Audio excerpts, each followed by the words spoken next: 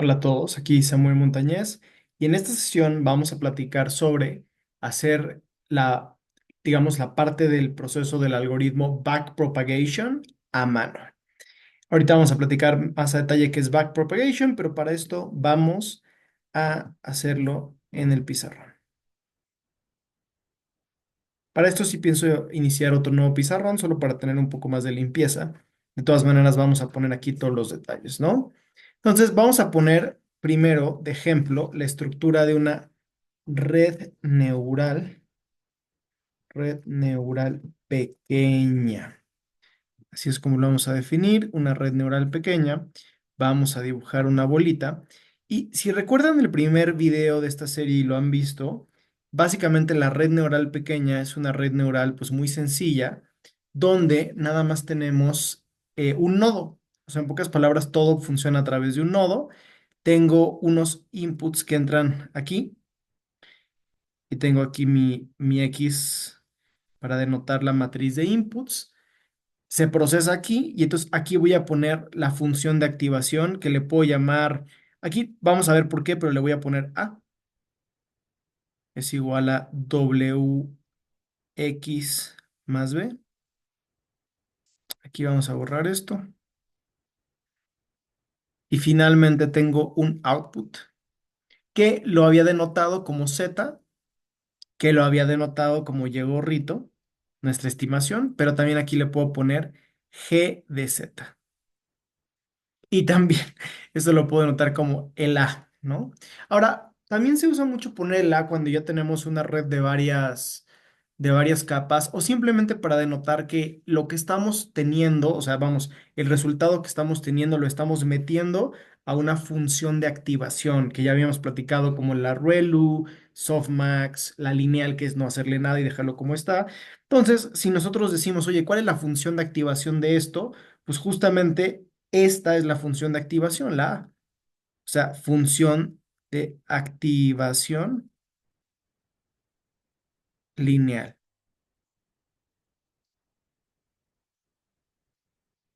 ¿Por qué es lineal? Porque es una regresión lineal, eso es todo, ¿no? Ahí está. Perfecto. Ahora, nosotros ya aprendimos a hacer el proceso de hacer digamos, el movimiento de la red hacia adelante, que eso le llamamos en esta pues, nomenclatura el famoso forward propagation. Forward propagation, que también se le llama forward pass o en español sería propagación hacia adelante, ¿no? Entonces, ese es el proceso de entran inputs, se procesan y te arroja una predicción, un output, que es el famoso A, Z, Y gorrito, como le queramos llamar. Ahora, vamos a hacer el proceso del forward hacia adelante, pero lo vamos a romper en cachos para que entonces podamos entender cómo funciona el backpropagation, porque realmente el backpropagation es una vez que se hace el forward propagation, nos vamos a regresar a ajustar los parámetros del modelo para minimizar el error de predicción. O sea, en eso va a consistir esto, ¿no? Ahora, ¿cuál es la lógica de esto? Pues es muy sencillo. Básicamente, este tipo de algoritmos tienen una estructura JWV.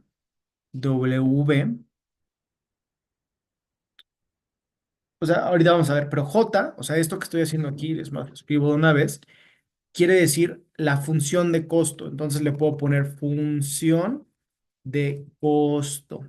¿Ok? Función de costo. Oye, ahí está. Función de costo y yo puedo denotarlo de esta manera. Puedo hacer un medio, o sea, es el promedio básicamente, de A menos Y al cuadrado. Eso es todo. Recordando que el A es todo mi modelo de regresión, o sea, mi estimación, básicamente. Entonces, en pocas palabras, aquí tengo JWB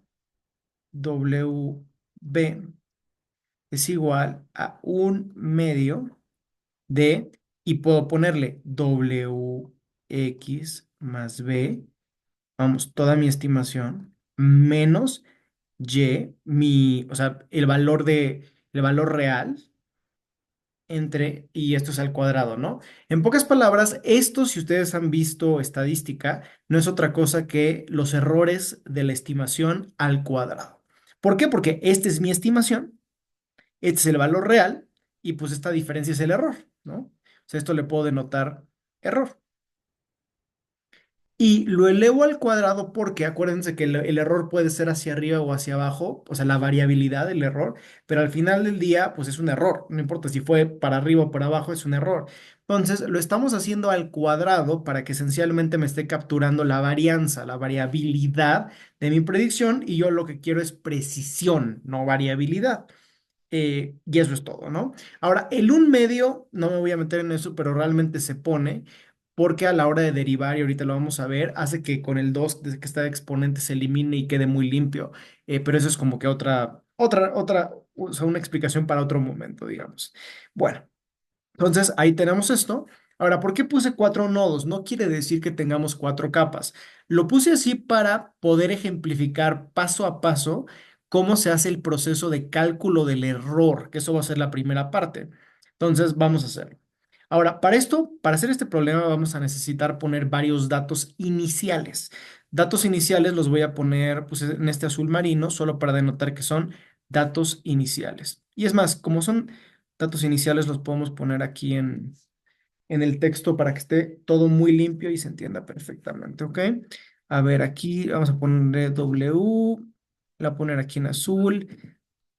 Ahora, ustedes me podrán preguntar, ¿y estos datos iniciales de dónde salieron?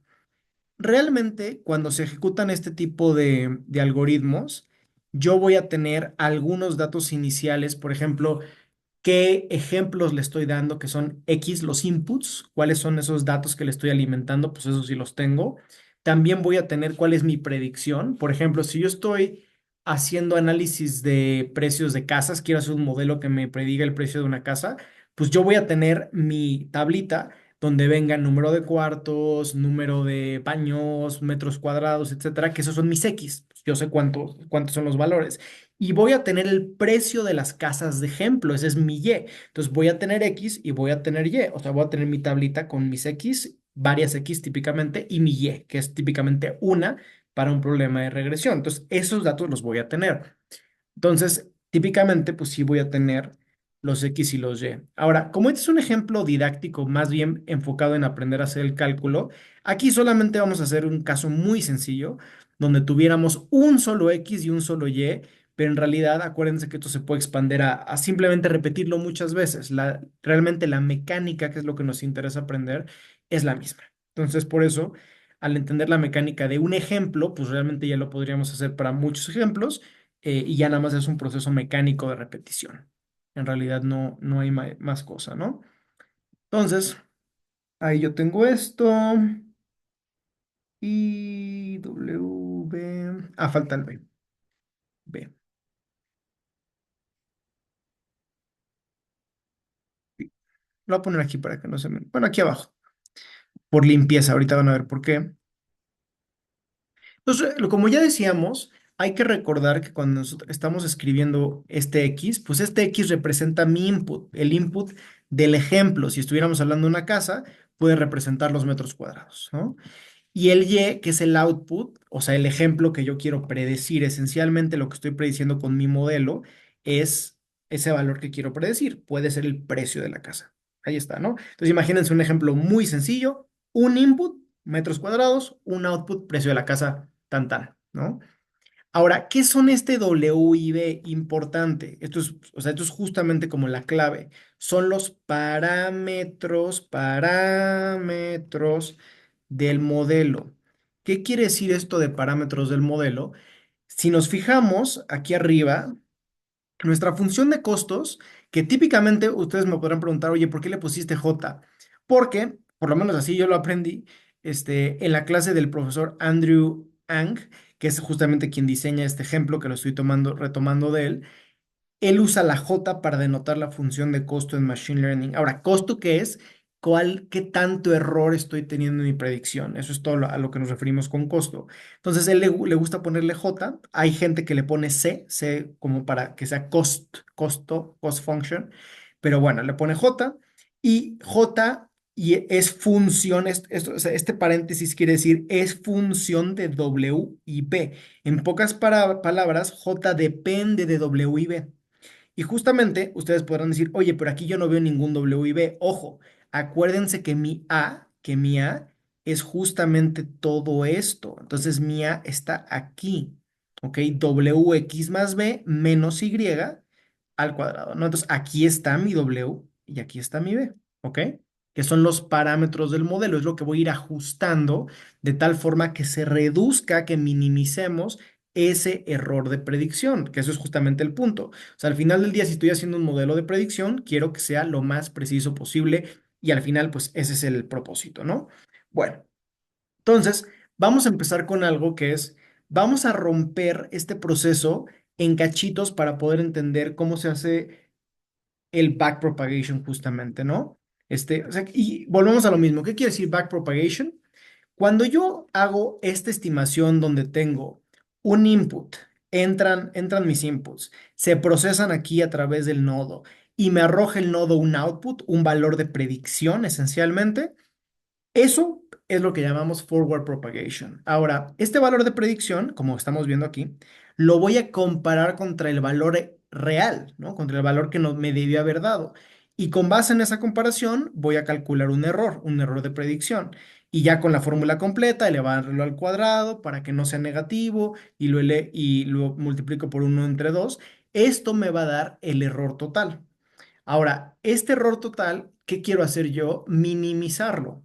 Entonces, ya el algoritmo, digamos, completo que utilizamos en redes neurales profundas o deep learning, que se llama gradient descent, lo que hace simplemente es regresarse al principio, o sea, en pocas palabras, calculo esto, calculo mi error y me regreso al inicio y cuando me regreso al inicio, lo que voy a hacer es hacer un cambio en mis parámetros W y mi parámetro B. Voy a ajustar estos dos parámetros de tal forma que pueda yo hacer un mejor cálculo la siguiente vez y minimice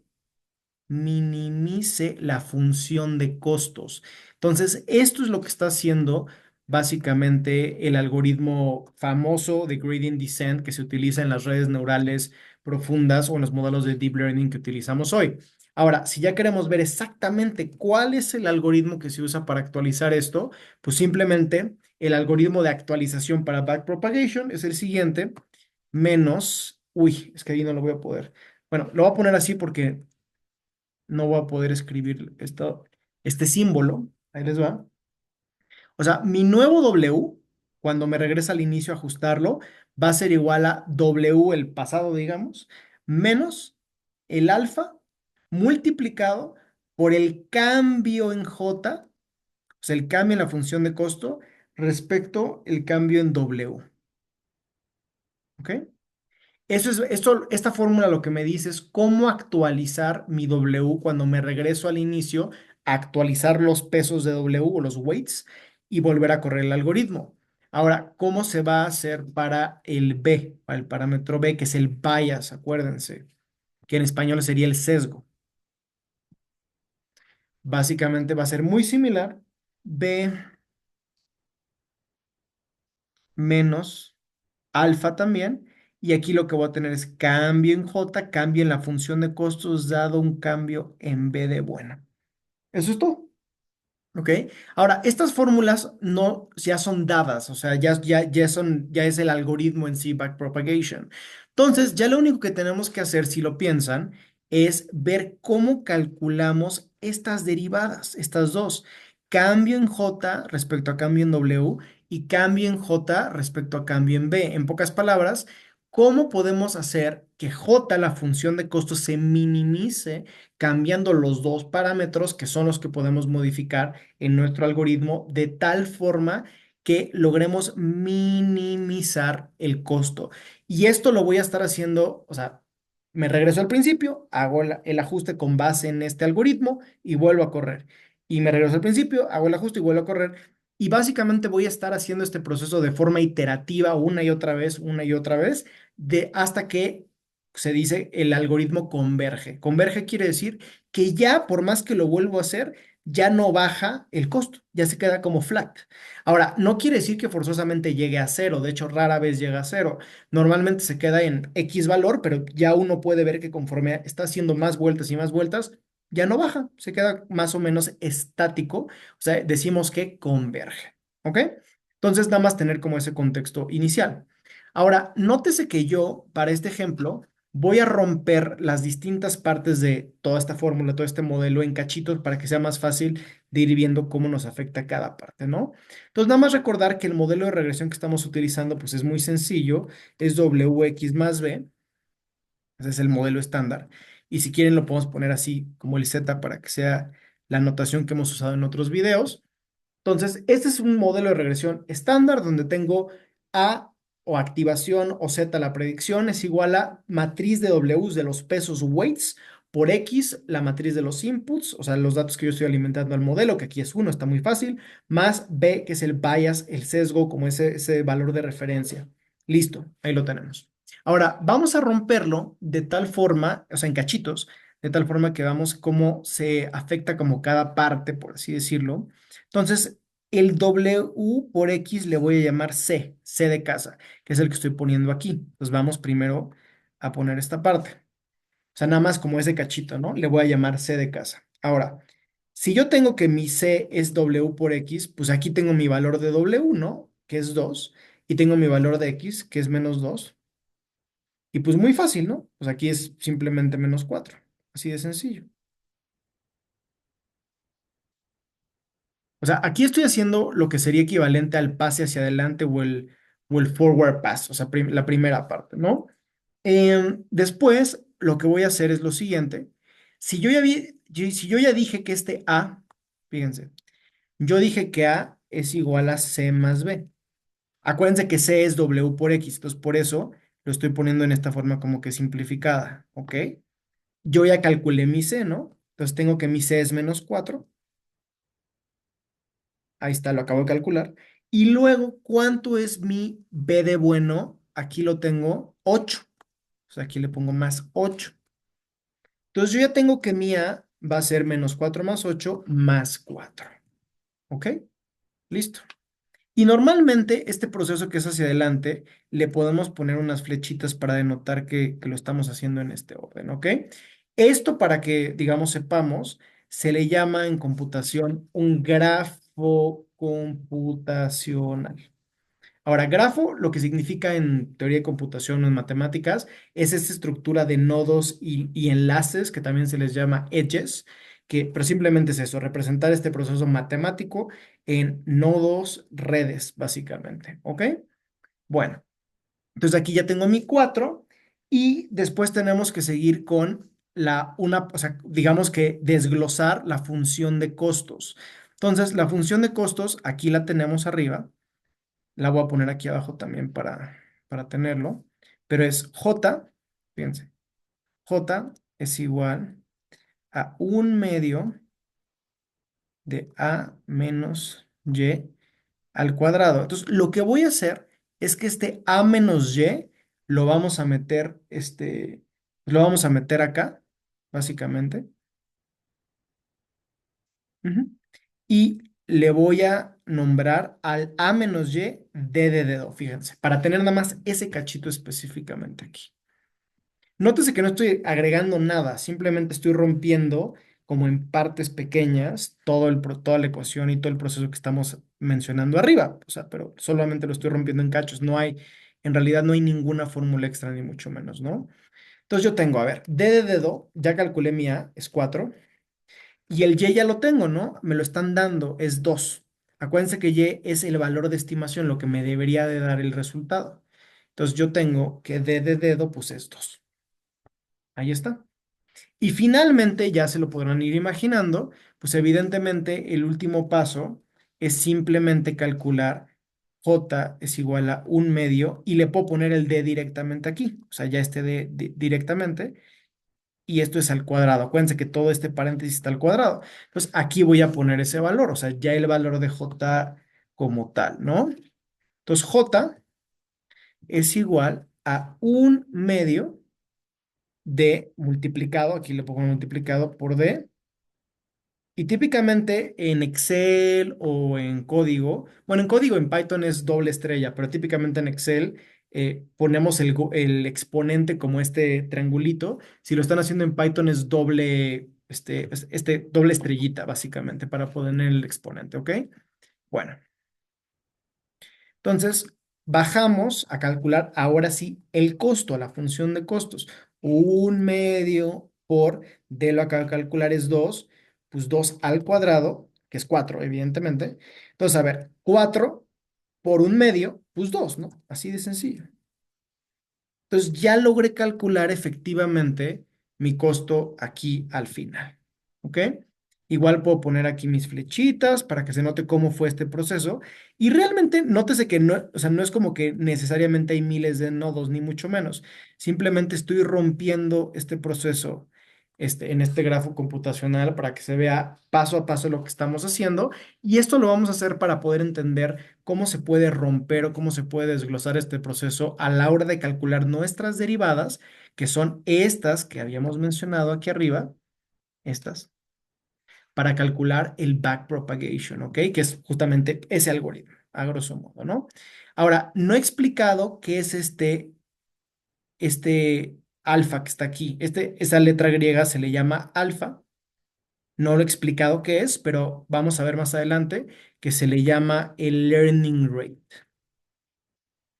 Learning rate simplemente es la tasa de aprendizaje que para fines de prácticos de, digamos, del ejemplo, simplemente es un número fijo que nosotros le damos al modelo, no lo autocalcula directamente y básicamente nos dice de qué tamaño lo podemos pensar, es más un concepto geométrico, pero lo podemos pensar en de qué tamaño va a ser la vuelta, o va a ser el cambio en la vuelta más bien. O sea, de qué tamaño va a ser el cambio que le vamos a querer dar a nuestros parámetros. O sea, ajustarlos mucho o ajustarlos poquito, nada más poquito. O sea, como que poquito en poquito o ajustarlos mucho, como en bloques muy grandes, ¿no? Entonces, eso es lo que a grosso modo nos dice nuestro alfa o nuestro learning rate, que como dije va a ser fijo. Más adelante vamos a ver que un valor bueno para este ejemplo va a ser 0.001 el valor que le vamos a dar, pero ahorita regresamos a esa parte. Ok, entonces esto que acabamos de hacer completamente, o sea, este cálculo hacia adelante, que es con nuestro valor de estimación y todo, calcular nuestra función de costo y todo, esto es lo que llamamos coloquialmente como forward propagation o forward prop, ¿no? Si le queremos poner ahí en propagación hacia adelante, básicamente. Si le queremos poner así fácil y rápido, propagación hacia adelante. Y ahora lo que hay que hacer o a lo que procedemos a continuación es hacer la propagación hacia atrás. Y lo vamos a hacer con este color. Vamos a hacer ahora el back propagation, la propagación hacia atrás. Back prop. Listo. Ahora, ¿cómo hago yo el backprop? Pues básicamente vamos a tener que empezar paso a paso, de atrás, o sea, justamente de atrás hacia adelante, ¿no? Por eso se llama backpropagation. Entonces, a ver, nótese que las derivadas que yo tengo que calcular son cambio en J respecto a cambio en W y cambio en J respecto a cambio en B, pero vamos a ir paso a paso, ¿ok? Entonces, primero en el último nodo tenemos que J y D. Esas son las dos variables que yo tengo aquí. Entonces, vamos a calcular cuál es la derivada parcial de J de nuestra función de costo respecto a D. Ahora, si no nos acordamos de cálculo, esta notación, o sea, la pongo aquí, esta notación de derivada lo que significa es derivada parcial. Quiere decir que solamente voy a derivar la función respecto a la letra de abajo. ¿Qué quiere decir esto? Es derivada parcial de la función, y aquí le pones qué función, j, en este caso la función de costo, respecto a, o sea, básicamente lo que está abajo, lo que voy a derivar respecto de qué voy a derivar. Y aquí le voy a poner de d de dedo. ¿Ok? Entonces quiere decir que voy a derivar solo las d, las otras letras o las otras variables se vuelven constantes. Eso es lo que significa. ¿Ok? Entonces, a ver, voy a sacar mi derivada parcial de j respecto de d de dedo y yo ya sé, aquí lo tengo de hecho, que va a ser la derivada ¿de qué función? De la que está aquí arriba, ¿no? O sea, básicamente de un medio de d al cuadrado. Esa es la derivada que yo voy a calcular. Entonces, si lo calculo, pues simplemente como solo tengo d está muy fácil. Este 2 pasa multiplicando a este un medio, pues 2 por un medio es uno y pues me queda el d, así como está, ¿no? O sea, básicamente porque se le resta un uno aquí, pues aquí tiene un uno invisible y me queda d. Y yo ya tenía, ¿cuál era el valor de d? Era 2. Entonces yo ya tengo que esto es 2. Listo. Entonces yo ya tengo que derivada de j respecto de d es 2. ¿Ok?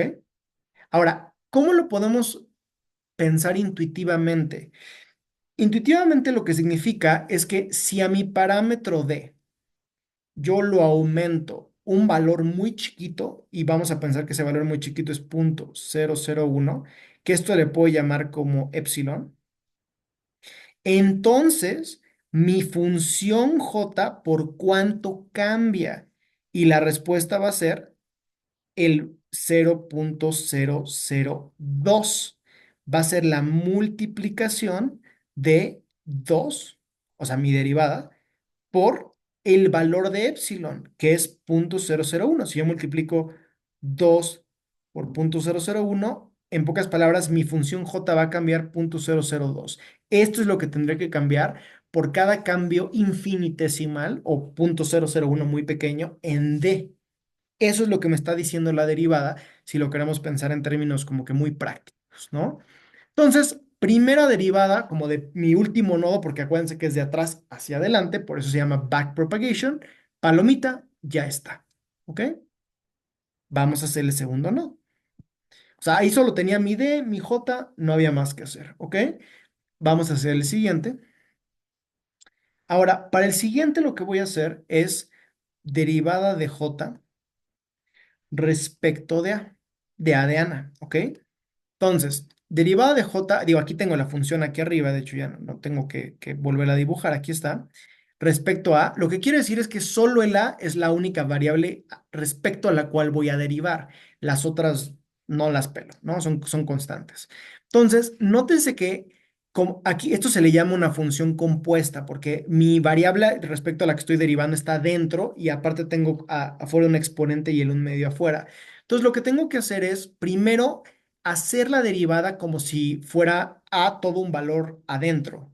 Entonces, se multiplica 2 por un medio, uno. Queda un uno afuera. Y voy a dejar el paréntesis adentro como está, sin tocarlo, sin modificarlo. ¿Ok? Y el 2 como lo multipliqué, aquí queda un 1 invisible. ¿Ok? Y luego, por regla de la cadena, justamente como aquí tengo toda una función adentro, se va a multiplicar esto por la derivada de lo de adentro, pero solamente A es lo que se puede derivar. Entonces, ¿cuál es la derivada de A? Porque Y pues no tiene A, es cero, pues es uno. Muy sencillo. Entonces, esto es lo que me queda. Y si yo sustituyo ahora, ¿cuánto tenía que era el valor de A? Era 4. ¿Cuánto tengo que ser el valor de Y? Aquí arriba está, es 2. Uno menos 2. Y esto es 4 menos 2 es 2 pues por uno, 1, por uno 2. Entonces tengo 2 por uno 2. Ahí está. Entonces, derivada de j respecto de a, pues es 2. Así de sencillo. Y volvemos a lo mismo. Es el equivalente a decir, si yo tomo mi a y le aplico un cambio infinitesimal, aumento a de 4 a, o sea, le aumento 0.001 de 4, aumenta a 4.001, ¿cuánto va a cambiar mi función j? Pues la multiplicación justo de este valor de epsilon por la derivada por 2. ¿Cuánto sería el cambio? 0.002, que es el equivalente a 0.001, mi epsilon, multiplicado por la derivada, que es 2. Así de sencillo, ¿no? Eso es lo que significa. Bueno, ahí, bajamos acá. Y la que sigue ahora va a ser, o sea, también, antes nada más de pasar acá, como yo puedo ir rompiendo esto o entender cómo funciona la regla de la cadena, lo que acabo de ejemplificar aquí arriba, es que la derivada de j respecto de a se puede romper en dos derivadas chiquitas y por eso lo rompimos en estos cachitos. Como la derivada de D respecto de A multiplicado por la derivada de J respecto de D, que esa la calculé acá, que es 2, ¿no? Todavía no he calculado la otra, pero acuérdense que aquí se eliminarían estos dos y por eso me queda derivada de J respecto de A, ¿no? Eso es básicamente la regla de la cadena famosa que aprende uno en cálculo, ¿ok? Bueno, aquí podemos poner otra rayita simplemente por limpieza, es algo que yo les recomiendo poner estas rayitas como por limpieza, para ir viendo cómo lo vamos haciendo de atrás hacia adelante. Y vamos con la siguiente derivada, ¿ok? Ahora sí, justamente la derivada que no teníamos que, o sea, aquí era esta, que está abajo, derivada de D respecto de A. Entonces vamos a hacerla, derivado de D respecto de A.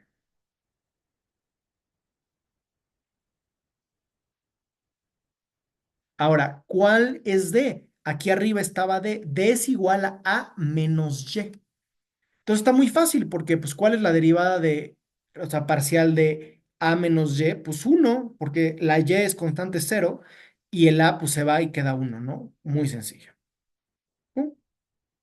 Y si me regreso aquí abajo, fíjense, si yo ya sé que de la derivada de D y respecto de A es uno, y yo sé que la derivada de J respecto de D, que la calculamos acá, es 2. Uno por 2 pues es 2, ¿no? Y este 2 coincide con este 2 que calculamos acá. Entonces también pues, ahí lo puedo demostrar que estamos correctos, ¿ok? Y luego, aquí viene ya una parte importante. Vamos a calcular ahora sí el primer cambio, la primera derivada que necesitamos en nuestro algoritmo, ya que tenemos todo esto, que es la derivada parcial de J respecto de B de bueno. ¿Por qué? Porque aquí nótese que está A igual a C de casa más B de bueno. Entonces aquí ya lo podemos hacer. Ahora, ¿cómo lo vamos a hacer? Aquí es importante no perderse, ¿ok? Hay que recordar que la derivada de J respecto de B de bueno, pues al final del día eh, o sea, el B de bueno está dentro del A. Entonces vamos a ponerlo aquí como que muy, muy explícito, ¿ok? Entonces, J tenemos que es un medio de WX más B. O sea, todo esto es lo que yo llamo A menos Y. O sea, que es mi predicción básicamente, ¿no? Y esto es al cuadrado, ¿ok? Eso es básicamente. Entonces, tengo que derivar respecto de A, perdón, respecto de A, respecto de B, el bias que está ahí metido. Entonces, vamos a aplicar esencialmente el mismo paso que hicimos acá. O sea, es muy similar a lo que hicimos del lado derecho. De hecho, vamos a ver que es lo mismo.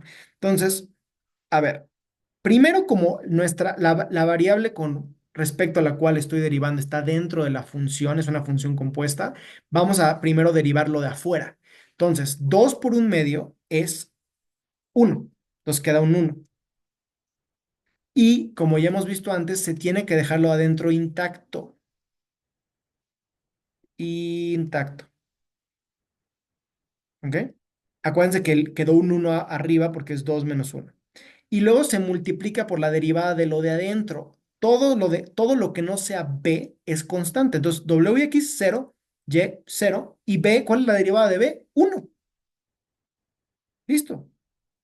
Entonces, efectivamente, lo único que me queda o que sobrevive, por así decirlo, es esto que está aquí adentro, ¿no? WX más B menos Y. Y yo puedo ahora nada más sustituir los valores, o sea, ya estos valores que sobrevivieron. Entonces, nada más recapitulando, teníamos que W es 2, tenemos que mi X es menos 2, mi B bias es 8 y mi Y es menos 2. ¿Ok?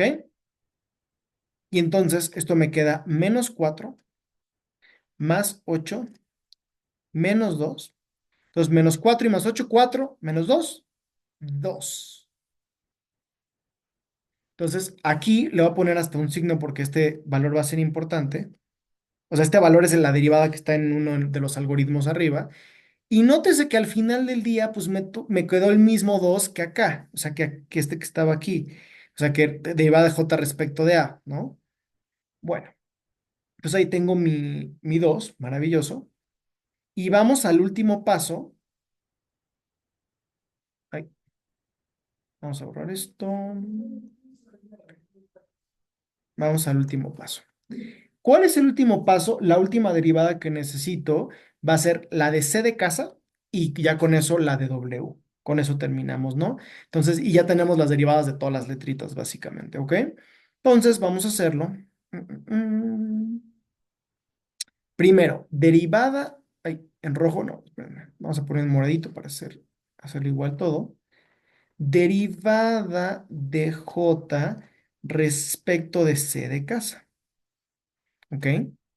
Ahora, C de casa es WX, entonces realmente sería el equivalente a decir derivada, o sea, WX, entonces sería el equivalente a decir un medio por C de casa menos Y al cuadrado. ¿Cómo me va a quedar? Volvemos a lo mismo. Lo que estamos derivando es una función compuesta, porque tengo la función adentro y afuera como otra función. Entonces, voy a derivar primero lo de afuera. 2 por un medio es uno. Se queda como está lo de adentro. Esto me queda un uno y se multiplica por la derivada de lo de adentro, que como c está aquí, pues es uno. ¿Ok? Y entonces, finalmente me queda c de casa menos y. Y si yo sustituyo, yo ya sabía cuánto era c de casa, es menos 4, aquí está. Y yo ya sabía cuánto era menos y, ¿no? Menos 2. Y entonces esto me queda menos 6. ¿Ok? Entonces, pues ahí está, ¿no? Mm, mm, mm. A ver, aquí se... mm.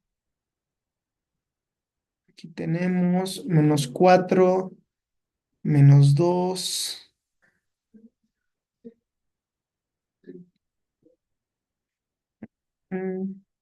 Espérense, aquí hay un errorcito. Mm, A ver, si nosotros ponemos derivada de j, vamos a ver. Derivada de j respecto de c es igual a derivada de a respecto de c de casa multiplicado por derivada de j respecto de a. Y aquí si estas dos se eliminan, pues ya me queda esto, ¿no? Ahora, derivada de A respecto de C de casa, esa no la tengo calculada. Derivada de J respecto de A, esa sí la tengo, que es 2. Pues habría que calcular. Tendríamos que calcularlo efectivamente, pero vamos a hacerlo. Vamos a hacer esta derivada de J respecto de A, ya la tengo, es 2. Y derivada de A respecto de C, pues esta está muy fácil, ¿no? Derivada de A respecto de C. Este es A y este es C, ¿eh? Entonces yo tengo que A es igual a C más B, pues muy sencillo, pues es uno. Entonces aquí me da que esta tiene que ser 2. Esta derivada tiene que ser 2. Entonces aquí hay un pequeño errorcito. Derivada de J respecto de C. Ah, claro, falta el B. Es que falta el B. Aquí no pusimos el B. Por eso no está dando. ¿Ya ven? ¿Por qué no me dicen? Miren, ahí está. Entonces C, porque C es W por X, entonces falta el B de bueno y luego ya es el menos Y y luego ya es el cuadrado. Y ahora sí, 2 por un medio es uno. C más B menos Y. Aquí queda un uno. Y aquí se multiplica por la derivada de lo de adentro, que es C, pues que es uno. Y finalmente ya solamente nos queda C más B menos Y, que finalmente es menos 4. B es más 8 Esto ya queda más 4 y este menos 2 más 4 menos 2 este es 2, ¿ya? Entonces ahí es como podemos ir demostrando que todo nos quede perfectamente de esta manera, ¿no? Y por último, falta la última derivada, que es esta, como que la más importante, por así decirlo, que es cómo voy a ajustar, o sea, cómo voy a hacer derivada de j respecto de w. Esa es la última que me falta, ¿no? Y básicamente digo, ya no lo tengo que volver a repetir todo. Se van a dar cuenta que derivada de, o sea, de j, bueno, vamos a hacerlo paso a paso. O sea, se van a dar cuenta que va a terminar dando casi lo mismo, porque pues al final del día la función es la misma, pero este sí es el factor más importante. Vamos a hacerlo a manita. Mm, Aquí nada más quiero hacerme más a la izquierda para que haya más espacio. Ok, derivada de j respecto de w. Ok, entonces a ver, un medio, y aquí lo voy a poner explícito ahora sí porque vamos a derivar respecto de w. Acuérdense que todo esto es a menos y al cuadrado. Ahí está. Y ahí está. Aceptamos, ¿no? Entonces, primero derivamos el 2 por el 1 medio, lo de afuera, por así decirlo. Esto es uno. Luego, dejo lo adentro como está, wx más p menos y. Y se multiplica por la derivada de lo de adentro por regla de la cadena. Ahora, aquí sí está un detalle fino. W está aquí al lado de X. Entonces la derivada de WX es X. Ahí está una diferencia importante a lo demás que hemos visto. ¿Ok? Entonces finalmente el resultado es WX más B menos Y, pero esto sí se multiplica por X. ¿Ok? Vamos a sustituir. W, yo tenía que era 2. Aquí lo movemos tantito. W era 2. X es menos 2. B de bueno es 8, Y es 2 y aquí se cierra el paréntesis y se multiplica por menos 2 afuera. A ver, vamos a ver. Esto me da menos 4 más 8 es 4 positivo, menos 2 es 2 por 2 esto es menos 4. Fíjense, es menos 4, ¿ok? Y justamente como podemos demostrar si esto está bien o no está bien, lo podemos hacer de esta manera, fíjense. Vamos a hacer lo mismo, regla de la cadena. Cambio en J respecto a cambio en W va a ser igual a cambio en C respecto a cambio en W multiplicado por cambio en J respecto a cambio en C. Entonces, por regla de la cadena, pues esto se eliminaría y ya nos da esto, ¿no? Pero vamos a ver. Cambio en C respecto a cambio W. Esta no la he hecho, esta no la tengo. Tengo que ver cuánto sería. Entonces me bajo, vamos a hacerla. Pero está muy fácil, está súper fácil. Cambio en C respecto a cambio W. Pues yo tengo que C es W por X, ¿no? Entonces, ¿cuánto es esto? Pues X. Así de sencillo. ¿Y cuánto es X? Pues yo ya lo tengo, ¿no? X es menos 2. Entonces, pues aquí está este menos 2, ¿ok? Y luego cambio en J respecto cambio en C. Aquí lo había yo calculado, fíjense, o sea, aquí lo pongo en rojo para que se note. Yo lo había calculado aquí, es 2. Entonces, este sería 2. Entonces sería menos 2 por 2 es menos 4, ¿ok? Ahí está el menos 4. Ahora, entonces aquí lo podemos demostrar, pero entonces tenemos que las dos derivadas que yo necesito para mi algoritmo, y me regreso al algoritmo, el algoritmo lo había puesto yo aquí arriba, fíjense. Ay. O sea, las dos derivadas que yo necesito, y las voy a poner aquí en rojito, derivado de J respecto de derivada de W, es la que acabamos de calcular en este momento. O sea, pero fíjense que fue la última, o sea, hasta el final, por eso se llama backpropagation, de atrás hacia adelante, es menos 4. Entonces, esta es, digamos, la primera, bueno, la última, y esta es la que va justo aquí. en mi algoritmo para actualizar el parámetro W. Y luego, derivada de J respecto a B, de hecho la marqué aquí abajo, vamos a ver. Miren, aquí estaba marcada, es este, o sea, es este cuadrito que está aquí. Aquí está. Es 2.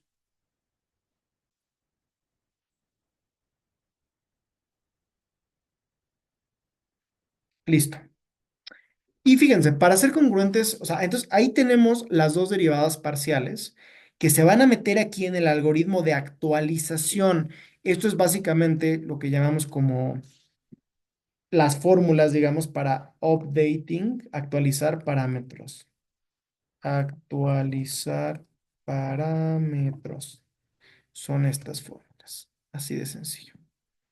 ¿Ok? Ahora, yo les dije que les iba a decir, bueno, el learning rate. El learning rate o la tasa de aprendizaje en español, básicamente es un número que nosotros le damos al modelo, que como les decía, a grosso modo, volviendo al ejemplo que yo daba del epsilon de si aumenta el A en 0.001, ¿cuánto cambia J? ¿Cuánto cambia el costo? Y lo que queremos hacer es minimizar, evidentemente. Entonces, a grosso modo, ese cambio que yo defino como arbitrariamente, eso es el learning rate. O sea, yo qué tanto voy a cambiar mis parámetros. En 0.001, poquito, o lo voy a cambiar en 5, mucho. O sea, yo lo defino. Típicamente lo que yo he visto es que normalmente se ponen learning rates que son menores que uno. Ahora, no 0.000 y así miles de ceros y uno así milimétrico tampoco, pero normalmente no he visto learning rates de 30 o de 15. O sea, normalmente son entre cero y uno y típicamente son incluso pequeños, ¿no? Como el que acabamos de definir. Vamos a imaginar que fuera 0.001, que era como este epsilon, este cambio que yo les daba en el ejemplo, ¿no?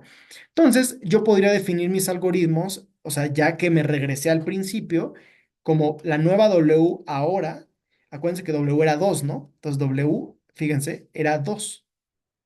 Entonces, aquí sustituyo W, es este 2 que está acá. Lo pongo aquí, lo voy a cambiar de esta manera. O sea, mi learning rate, este tú lo defines, ustedes lo ponen, 0.001 para mi ejemplo, y se va a multiplicar por la derivada -4, ¿sí? Y esto es lo que me dice cómo voy a cambiar mi W. Y básicamente, si yo hago esto, me daría 2.004. Este sería mi nuevo valor de W para volver a correr el forward propagation o el pase hacia adelante, volver a correr el algoritmo y debería haber una disminución en el costo. ¿Cómo podemos demostrar que efectivamente hay una disminución en el costo? Ahorita lo vamos a ver. Vamos a hacer después el B. B es igual a B, o sea, ¿cuánto es B? 8, lo que yo tenía, menos el learning rate, 0.001 multiplicado por 2, ¿no? Que es el cambio.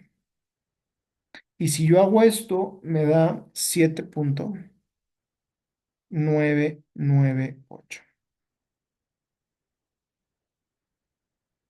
Ahora, solo para dar un ejemplo, voy a hacerles solo el ejemplo de cómo cambia mi función J, mi función de costos, si yo sustituyo el nuevo valor de W. Solamente voy a cambiar W. O sea, podemos cambiar los dos, pero solamente quiero que vean qué le pasa a J si pongo W.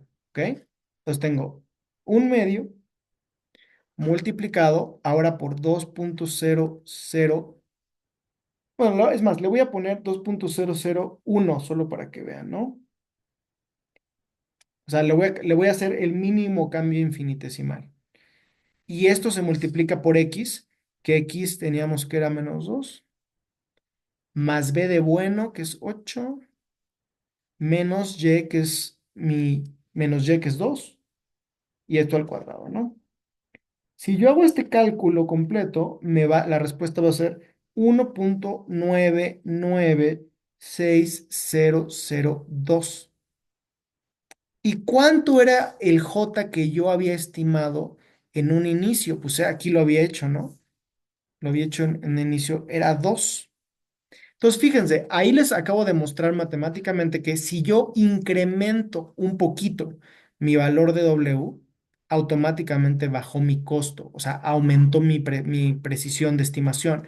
Y evidentemente, si yo lo aumento en lugar de 2.001 lo aumento a 2.004, esta disminución en la función de costo va a ser incluso menor. Ahora, hay que recordar que J, la función de costo, depende de W y B de bueno. O sea, lo ideal es que no solamente cambiemos, aquí le cambio el color, no solamente cambiemos mi W, también cambiemos el B de bueno, el bias. O sea, que este 8 le ponga yo este 7.998 y entonces minimicemos este costo y o sea, volvemos a hacer el algoritmo y entonces yo me voy a dar cuenta que logré minimizar este costo. Y cómo funcionan estas redes neurales, o sea, ya vida real, es que este proceso lo hacen una y otra vez, dando vueltas, de tal forma que este J ya no está bajando, o sea, como que llega a converger, así decimos converge, y lo que significa es que ese J ya no está cambiando y, pues, a grosso modo, ese es el efecto que sucede, ¿no? Entonces, acabamos de ver, damas y caballeros, el forward propagation y el back propagation completamente a mano para entender lo que está pasando cuando nuestro algoritmo está buscando mejores predicciones. Y como dije, esta base, este algoritmo o esta forma de actualizar los parámetros es a grosso modo cómo funciona el algoritmo de gradient descent, que es el algoritmo estándar que se utiliza en las redes neurales profundas. Pues ahí lo tienen, nos vemos en la próxima.